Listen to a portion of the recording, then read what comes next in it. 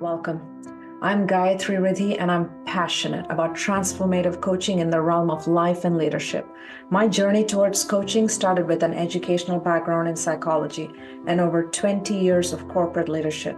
Today, my commitment to help unlock limitless possibilities within each individual has culminated in the creation of my organization, Realize to Win. As a certified master coach, my philosophy centers around the power of the human mind and its boundless capacity for growth and achievement. My approach is rooted in the belief that with the right mindset, training, and guidance, there's truly no limits to what you can accomplish. My work is just not about reaching goals. It is truly about redefining the very boundaries of potential. Join me every week on my podcast, Catalyze Your Self, where we can dive into mindsets, experiences, and practical steps that will ignite your transformation towards limitless possibilities. I look forward to connecting with each and every one of you. Hello, everyone, and welcome back to Catalyze Yourself. I'm your host, Gayathri, and today's topic is one that acts as a silent barrier to our success: procrastination. Think about all the time you had something big on your plate, something important. Did you dive right in, or did you find yourself delaying, perhaps without even realizing why?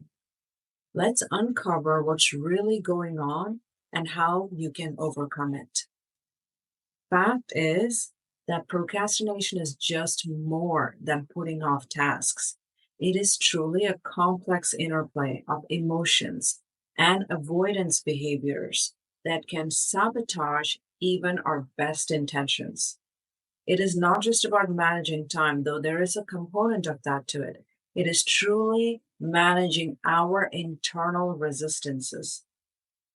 Today, in our session, Break Free from Your Procrastination, we will explore the neuroscience that explains why we procrastinate, identify common triggers, and equip ourselves with strategies to effectively break this cycle. I want to start by sharing a story from a few years back where I was developing my first leadership development program. This was a project I was deeply passionate about, designed to help emerging leaders unlock their potential. The curriculum was ready, and I was excited about the impact it could have. But as the launch got closer, I found myself bogged down in endless planning and research. Instead of finalizing the modules for starting promotions, I kept revisiting the curriculum, questioning its structure and the value of its content. Days turned into weeks with little progression towards my actual launch. Now, as part of my reflection strategy, I have had the habit of writing down or noting down a recap of my work week, especially if I was in charge of any programs or projects. One fine Friday, I was jotting down my recap and I noticed my trend. I had not hit my next milestone in a couple of weeks. At this moment, I realized I was procrastinating, not because the program wasn't good enough, but because I feared the content of my curriculum would not make the impact that I wanted it to make. This moment of self awareness was a wake up call. Now that I was aware, I had to do something about it, of course, so I shifted my approach. I set specific, non negotiable deadlines for each remaining task, and I focused on execution rather than perfection. Recognizing my procrastination tendencies allowed me to address them head on, transforming my workflow and ultimately successfully launching the program. This experience taught me some valuable lessons, and recognizing and overcoming procrastination lessons is one I'm excited to share with you today. So, how can we all become more aware of our procrastination habits and push through them? Let's dive into the science behind it and learn strategies to move forward effectively. Now, there's one word that is incorrectly interchanged with the word procrastination quite a bit. and that word is laziness. Laziness is one word that does the most disservice to those who are procrastinating. It is completely negating the true reason why someone even moves into a state of procrastination.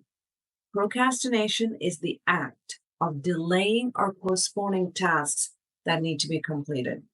It's a very common behavior and it can range from being inconvenient to it can be significantly disruptive, depending on the situation and frequency, of course.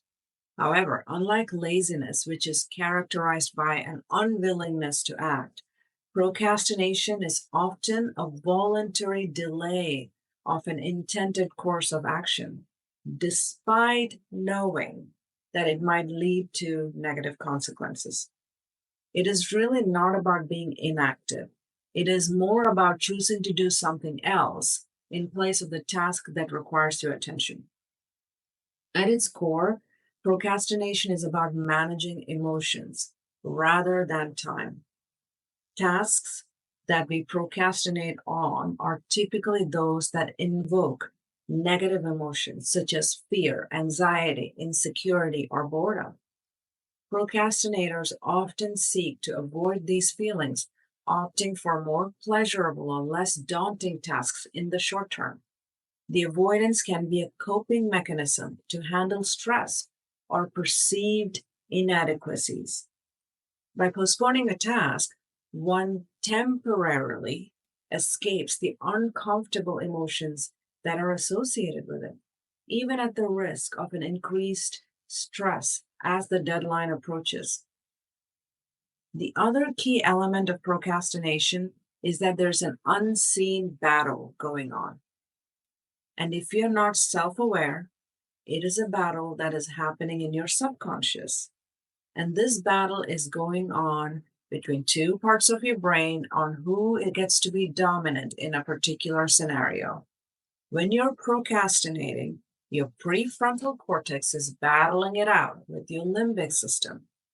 The prefrontal cortex is the area of the brain responsible for executive functions, which is planning and decision making and impulse control and long term consequences and logical thinking, etc. It is one of the part of the brain that takes the longest to mature.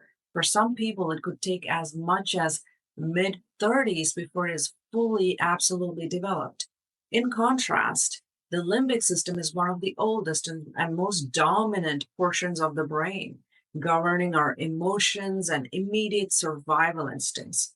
It is wired to seek out pleasure and avoid pain, and it influences us to engage in activities that provide instant gratification.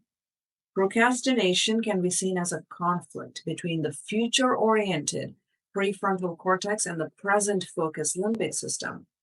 When the prefrontal cortex is weaker due to maturity, fatigue, stress, or lack of motivation, the limbic system can overtake your decision making process, and this can lead to procrastination. For instance, when considering working on a challenging report that might be stressful and demanding, your limbic system triggers avoidance behaviors to steer away from that anticipated discomfort. Meanwhile, your prefrontal cortex is attempting to push through these impulses, aiming to focus on the benefits of completing the task, such as achieving a goal or meeting a deadline. So, understanding the neural basis of procrastination not only demystifies why we often delay tasks, but it also points to strategies that can strengthen our prefrontal cortex's control. This includes techniques that reduces stress, enhancing focus, and incrementally building self-discipline. Procrastination is not just a surface level habit. It is deeply intertwined with various mindsets and emotional states that can influence and perpetuate the behavior. Understanding these aspects can provide a clearer picture or insight into how you can manage and overcome your procrastination. Typically, you will find these mindsets when procrastination is in the picture. Perfectionism. Individuals who procrastinate often set unrealistic high standards for themselves, fearing that anything less than perfect is unacceptable. And what does this do? It can lead to a fear of starting or completing tasks as the pressure to deliver perfect results become paralyzing. Fear of failure. Procrastinators frequently worry about the consequences of failing, which can be tied to deeper fear of criticism or judgment from others.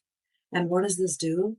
This fear can prevent the individuals from starting tasks where there's a risk of failure, leading to procrastination as a protective measure to avoid potential negative feedback. Overwhelm. Feeling overwhelmed by the scale or complexity of a task can trigger procrastination. This often occurs when tasks are large and the path to completion isn't clear. And what does this do? The inability to set and see a clear starting point or a series of actions can lead to stagnation where nothing gets done simply because it becomes all too much to handle. Impulsivity. And with this preference for immediate gratification, it can also lead to procrastination, especially in those who have impulsive tendencies. And what does this do? Impulsive individuals may choose more pleasurable or less challenging tasks over necessary but less rewarding tasks, consistently pushing more important decisions and tasks to the future. Now let's move to the emotional states that link up with procrastination. Anxiety. It could be about performing poorly or facing a challenging situation.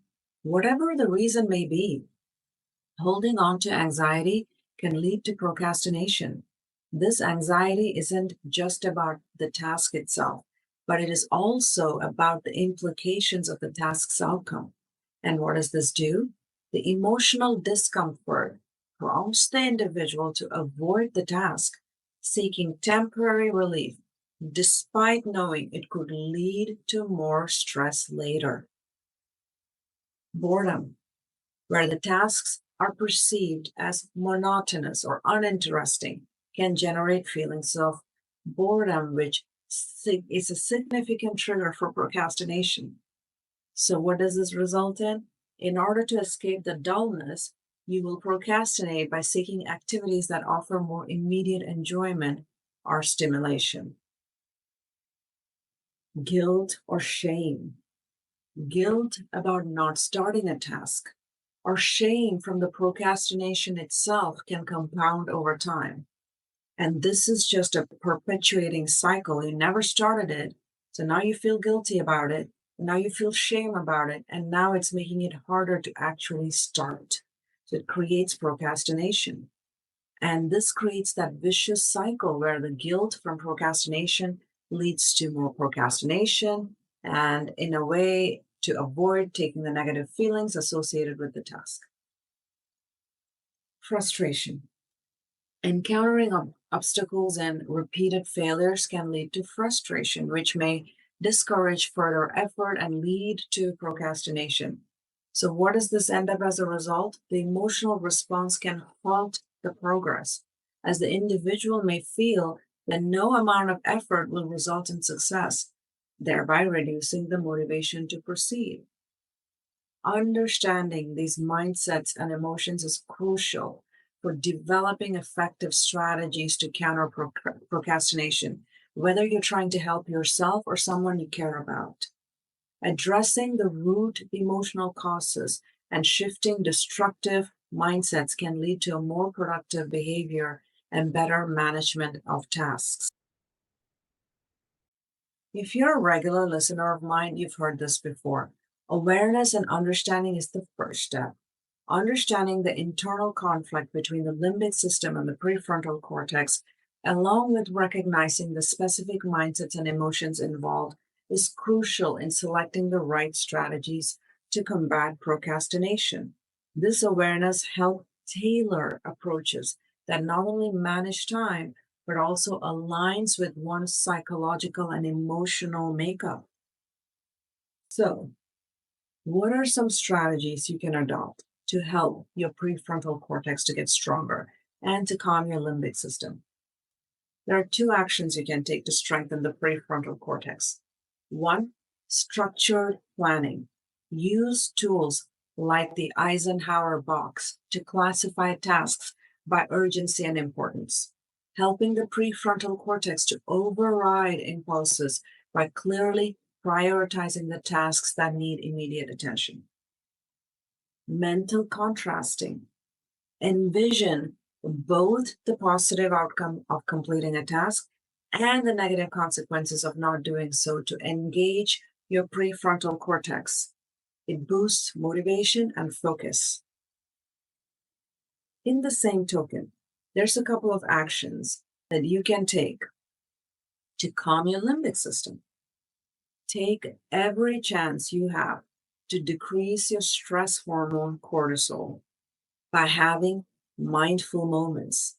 Making this a regular practice can help you reduce the stress and anxiety that activate the limbic system, promoting a calmer, more focused state that supports a sustained attention and decision making. Physical exercise. Move your body. Activities like walking can decrease stress levels, thereby reducing the limbic system's influence on procrastination behaviors. Now, how can you address the mindsets and emotions that come along with or cause procrastination? How can you counteract perfectionism and fear of failure? You do this by challenging and reframing irrational beliefs about needing to be perfect or fears of failure. The goal is to restructure your thoughts in order to shift these mindsets to a more rational, supportive thoughts. How can you manage overwhelm and boredom? You start by breaking the tasks into small, manageable steps to reduce the overwhelm and the fear that feed procrastination, making that task appear optically more achievable to you. Then you pull in time management techniques that can help feelings of overwhelm and keep boredom at bay by varying the task engagement. For example, the Pomodoro technique. You work for 25 minutes and you take a 5-minute break.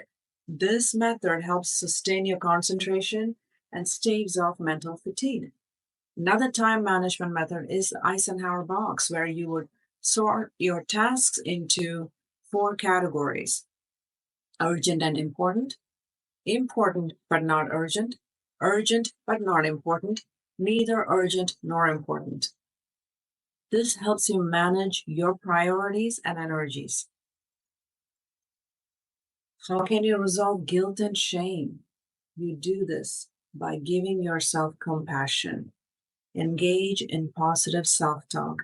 Recognize that procrastination is common human behavior, which can reduce the feelings of guilt and shame that perpetuate that cycle.